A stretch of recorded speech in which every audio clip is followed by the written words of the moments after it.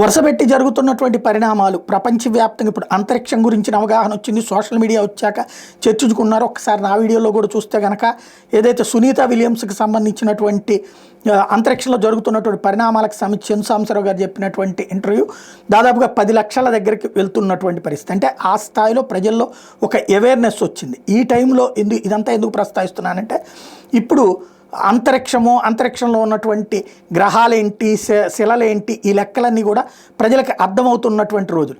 అయితే తాజాగా చూస్తే నాసా వాళ్ళు 3.1% ఛాన్స్ భూమికి దెబ్బ పడే ప్రమాదం ఉంది అని చెప్తున్నారు. ఏంటది అంటే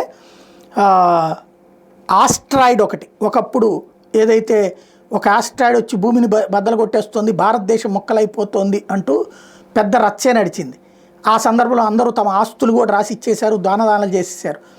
అట్లాంటి స్థాయిలో మరొకసారి చెప్తున్నారు 2032లో భూమిని గుద్దేందుకు ఒక ఆస్ట్రాయిడ్ వస్తోందని, ఇది చాలా ప్రమాదం సృష్టించబోతోంది. అయితే 3.1% ఛాన్స్ ఉంది అని చెప్తున్నారన్నమాట.